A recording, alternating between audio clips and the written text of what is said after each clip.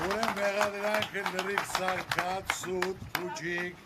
գործին բաճկալ հակառակը։ Ծափահարությունների ու վանկարկումների ներքո են Վարքավաճ Հայաստան կուսակցության առաջնորդ Գագիկ Ծառուկյանին դատարան տանում։ Գործարարին ձերբակալել են 3 երեկոյան, առանձնապես խոշոր չափերի խարդախության եւ փողերի լվացում կատարելու մեղադրանքով։ Ամբողջ պետական իրավապահ համակարգը այսօր մոտ, եթե չեմ սխալվում, տեղեկություններ եկան, որ մոտ 70 հաստատ խոզարկություններ են կատարում, բոլոր հնարավոր գործարանները, սպորտային կոմպլեքս, չգիտեմ, օլիմպիական կոմիտե եւ այլն, բոլորը խոզարկություններից հետո կապարակնքվել են։ Ծառուկյանի ձերբակալությունը եզակի օրինակ չէ։ Վերջին շրջանում Հայաստանում ձերբակալվում, կալանավորվում, հետապնդվում են ընդդիմադիր գործիչները։ Նինա Կարապետյան, որ շուրջ 25 տարի է զբաղվում է իրավապաշտպան գործունեությամբ եւ հետեւում է քաղաքական հետապնդումներին, ասում է, որ այս իշխանությունները բառացիորեն կրկնում են նախկին իշխանությունների գործելավոճը, օգտագործելով արդարադատության համակարգը, ճնշում են իրենց քաղաքական հակառակորդներին։ Այս իշխանություն եւս հանցավոր ռեժիմի է վերածվել եւ օգտագործում են ամբողջ գործիքակազմը, որը մենք 18 թվականի հեղափոխության ժամանակ որպես հասարակություն դուրս եկանք մերժելու, որովհետեւ մենք անհատին չենք մերժում, մենք համակարգն ենք մերժում։ Իսկ համակարգը պահպանվեց, ավելին ասեմ, որևէ մեկ այս համակարգից որպես այդպեսին պատասխանության չի ենթարկվեց։ Նիկոլ Փաշինյանն էլ է կարծում, որ ժամանակին տեղի ունեցած խախտումների անպատժելիության հետևանքով են տեղի ունենում նոր խախտումները։ Ասում է, ունենք դատաիրավական համակարգի ճգնաժամ։ Այն որ այս ընտրություններում ընտրակաշառք այդպիսի լայն ցանցագործել, այդ թվում դրա հետևանքն է, որ ժամանակին այդ անողները չեն պատժվել։ Միանշանակ եւ աներկա եւ սրան պետքա տրվի գնահատական։ Առնվազն քաղաքական գնահատական ես կտամ, իրավական գնահատականների մասին իրավաբանները իրենք կգնահատեն եւ իրավական համակարգը ինքը պետք է գնահատի։ Ընտրություններին ընթരാճ տեղի ունեցած համատարած ձերբակալությունները, քրեական գործերը, ընտրակաշառքների մասին հրապարակումները նպատակ ունեին ընդդիմության համար վատ իմիջ ստեղծել, ասում է Ժաննա Ալեքսանյանը։ Զուգահեռ իշխանությունը կիրառել է աննախադեպ վարչական ռեսուրս, ասում է։ Աղմուկը իրենք որ բարձրացնում են առանց դատական ակտերի, ոչ մի դատական ակտ չկա, որևէ դեպքով, որ հաստատվել է ընտրակաշառքի դեպքերը վերցնելու։ Այս իշխանությունները ընդհանրապես ջնջեցին անմեղության կարգավարկած հասկացությունը։ Սա քարոզչություն էր վարկաբեկելու, նսեմացնելու, հակակոռուպցիոն կոմիտեն հրապարակել տվյալներ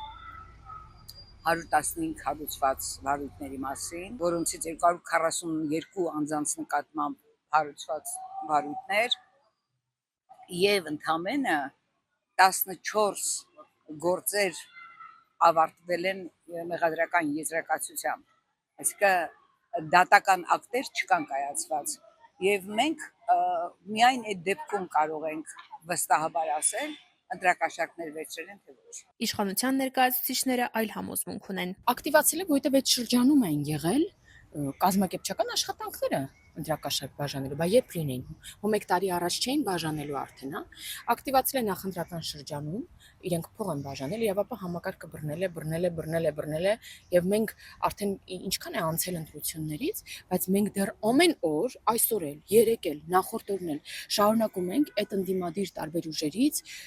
նոր փաստեր ստանալ կաշառքի բաժանման մասին։ Իշխանական падգամավորի հետ համաձայն չէ ընդդիմադիր ուժեղ Հայաստան կուսակցության անդամ Արթուր Դանիելյանը։ Ձերբակալությունները միտված էին ընդդիմության իմիջը փչացնելուն, եւ դա իշխանության մոտ մասամբ հաջողվել է, ասում է։ Գիտեք, ձերբակալությունների մասին խոսելիս իրավական տեսանկյունից գնահատական տալը շատ բարդ է, որովհետև դա ամբողջությամբ տեղավորվում է քաղաքական հետապնդումների եզրույթի ներքո, քանի որ զանգվածային խախտելով մարդկանց անմեղության կանխավարկածը, կենցաղային խոսակցությունները հանրությանը ներկայացնելով, մոնտաժված, ինչպես իրենք նույնպես ընդունում են, երբեմն կոնտեքստից կտրված։ Դրանք խոսում են միայն մի բանի մասին, որ տեղի է ունենում միայն քաղաքական process։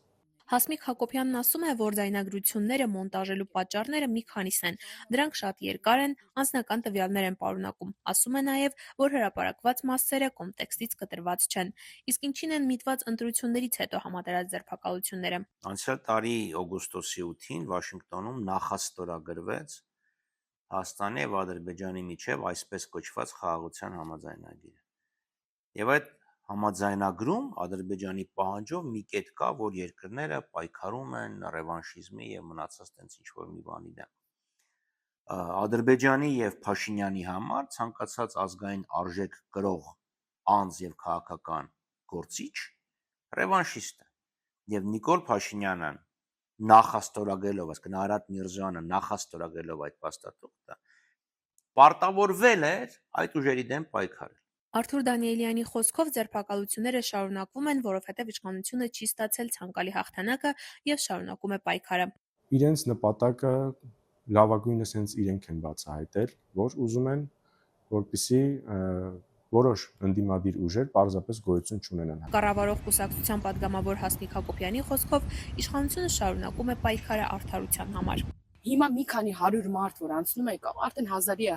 հասել, հա, մեղադրանք է առաջադրված, անցնում են գործերով։ Այս մարդկանց մեծ մասն ասել է, այո, ես ընդունում եմ ինձ մեղսագրվող արարքը։ Իրավապաշտպան Նինա Կարապետյանցը ստեղծված իրավիճակում առանցքային է համարում հասարակության, հատկապես քաղաքասարակության դերը։ Օրինակ, Արտուր Օսիպյանի պարագայում տարբեր բևեռներում գտնվող դրամագծորեն հակառակ քաղաքական հայացքներ ունեցող մարդկանց եւ քաղաքասարակության ներկայացուցիչների համախմբումն է բերել նրան, որ Օսիպյանի ապօրինի կալանքը վերացվել է։ Նույն Արմեն Աշոտյանի կալանքը ինձ համար, ես իրանց հետ այսպես ասած դասակարգային թշնամություն ունեմ, որովհետև մենք 1000 տարվա իրար հետ միշտ տարբեր բարիկադներում ենք եղել, բայց ակնհայտ է, որ այդ քաղաքական գործի նկատմամբ դա քաղաքական հետապնդում է, որովհետև անտրամաբանական է ինչ որ այդ տեղի անունեն, կամ հոգևորականներին կալանքի տանելը, այն էլ այնպեսի ծանր հոդվածներով, ինչպեսին օրինակ ահաբեկչությունը, նորից պիտի վերադառնամ քաղաքասարակությանը, երբ կտրտված տեղեկությունները, ձայնագրությունները հրապարակում են քաղաքասարակության որոշ ներկայացուցիչներ եթերից եթեր վազվզում էին ու սա ներկայացնում են որպես բացարձակ այսպես ճշմարտություն, իսկ հետո պարզվեց նաև որ դա այդպես չի եւ որևէ մեկից ներողություն չխնդրեց եւ որևէ մեկը պատասխանության դրա համար չի ենթարկվեց, դա ամենասարսափելն է։ Համացանցի հայկական տիրույթում տարածվեցին կադրեր, որտեղ երևում է, որ Հայաստանի Հանրապետության երկրորդ նախագահ Ռոբերտ Քոչարյանի տեղաշարժվելու իրավունքն օդանավակայանում սահմանափակում են եւ թույլ չեն տալիս, որպեսզի լքի երկիրը։ Պարզվեց, տեսանյութը ԱԱԾ աշխատակիցներն են արտահոսել։ ԱԱԾ աշխատակիցը կարա որոշի ցանկացած բան արտահոսի կամ չարտահոսի, ինչ խնդրեմ կա։ Այստեղ Նիկոլ Փաշինյանը անձամբ կանաչ լույս է վառում ծառայողական նպատակներով ձեռք բերված տեսանյութերի, այլ նյութերի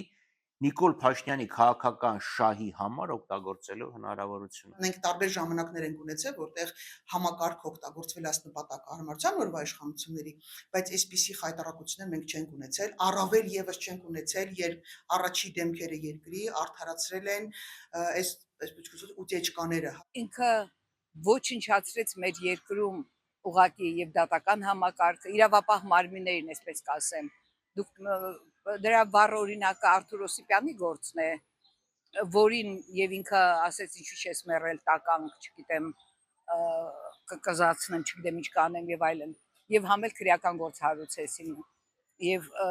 դատախազը պատրաստական հարուցեց այդ քրեական գործը, փոխանակ քրեական գործ հարուցեին Նիկոլ Փաշինյանի դեմ։ Իշխանությունը շարունակում է պնդել, որ իրավապահ մարմինների գործողությունները բացառապես օրենքի շրջանակում են եւ քաղաքական ենթատեքստ չունեն։ Իրավապաշտպաններն ու ընդդիմության ներկայացուցիչները համոզված են, ստեղծված իրավիճակը խոսում է արդարադատության համակարգի քաղաքականացման մասին եւ կարող է վտանգավոր նախադեպ դառնալ ժողովրդավարական ինստիտուտների համար։ Ասպրամ Ավանեսյան, ՎՏՀ Հայաստան Նյուզ, Երևան։